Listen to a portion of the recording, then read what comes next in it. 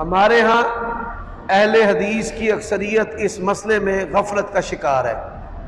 دوسری جماعت جو کروائی جاتی ہے ہماری مساجد کے اندر، اس کی کوئی دلیل نہیں ہے. دیکھیں یہ گھڑیاں لگی ہوئی ہیں، وقت کا پتہ ہے سب لوگوں کو، پھر بھی بیٹھے رہتے ہیں گھروں میں، کھاتے پیتے رہتے ہیں. اور کیا دماغوں کے اندر فطور ہے میں جاؤں گا اور جا کر دوسری جماعت کروا دوں گا؟ کدھر دلیل آتی ہے؟ مجھے بھی بتا دو. ساری زندگی ہماری بھی حدیث پڑھتے گزر گئی ہے، طالب علم ہے، ہمیں کوئی بندہ دلیل لا کر پیش کر دے دوسری جماعت کروانے کی. اس عمل سے اہل حدیثوں کے اندر ہر مسجد کے اندر 2-2 3-3 پارٹیاں ہیں. انہوں نے کوئی گل نہیں، اسی آپ ہی جا کے کرا لیں گے. تو جو جماعت اولیٰ ہے اس کا جو تصور اور عظیمت ہے وہ تو ختم ہو گئی کہ اللہ کے نبی نے فرمایا میرا دل چاہتا ہے کہ میں ایک امام کھڑا کروں اور جو لوگ جماعت سے سستی کرتے ہیں، پیچھے رہتے ہیں نماز سے، ان کے گھروں میں جا کر آگ ڈال دوں اگر مجھے بچوں اور بوڑھوں کا ڈر نہ ہو. تو پہلی جو جماعت ہے عہد نبوی کے اندر دوسری جماعت کا ایک واقعہ ہے.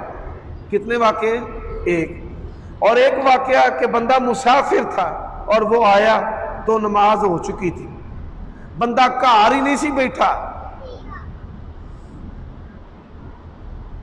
تو یہ بہت بڑی غفلت ہے.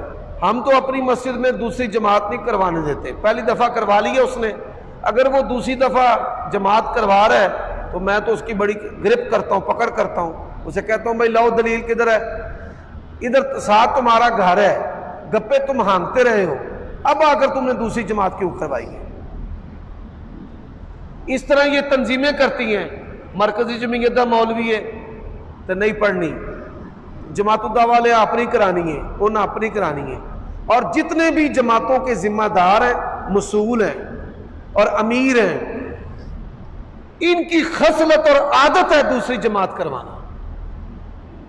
گجرانوالہ شہر میں کوئی مسئول، کوئی امیر، کوئی تنظیمی ٹھیکیدار مجھے دکھا دیں جو دوسری جماعت نہ کرواتا ہو. مسجدوں کے پاس دفتر ہیں، مسجدوں میں نہیں جاتے.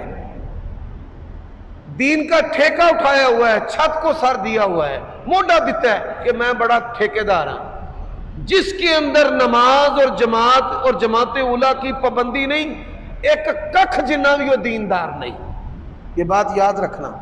وہ کسی جماعت کا ہو، وہ اہل حدیث کا ہو، اہل سنت کا ہو، جماعت اولیٰ کی عظمت اس کے دل میں نہیں، نماز کی پابندی نہیں، وہ حاجی کیا 100 حج بھی اس نے کیا ہو، اللہ کے ہاں اس بندے کی کک حیثیت نہیں. ان اہم امورکم عندی الصلاۃ، عمر بن خطاب رضی اللہ تعالیٰ عنہ کہتے ہیں کہ تمہارے تمام کاموں میں سے سب سے اہم کام جو ہے وہ نماز ہے. وہ نماز ہے. کسی کی دینداری دیکھنی ہو تو نماز دیکھیں، اس کی دیانت دیکھنی ہو تو اس کا مالی لین دین دیکھیں کہ مالی لین دین میں اگر ٹھیک ہے. اسی طرح رشتہ داری کرنی ہو اس کے ساتھ، نماز دیکھیں، لین دین دیکھیں. اور پھر کوئی جنسی شکایت تو نہیں ہے کہ اس نے بھائی بنائے ہوئے ہیں، یہ میرا بھائی ہے. آج کل یہ بچے رکھنے کا عمل جو ہے، یہ اس کی ہوا بھی ہمارے کئی علاقوں اور آبادیوں میں آ چکی ہے. کسی کو بہن بنا لینا، کسی کے گھر میں آنا جانا، یہ میری خالہ ہے، پتہ کریں بھی خالہ اس کی ہے بھی ہے یا نہیں ہے، بہن ہے بھی ہے یا نہیں ہے.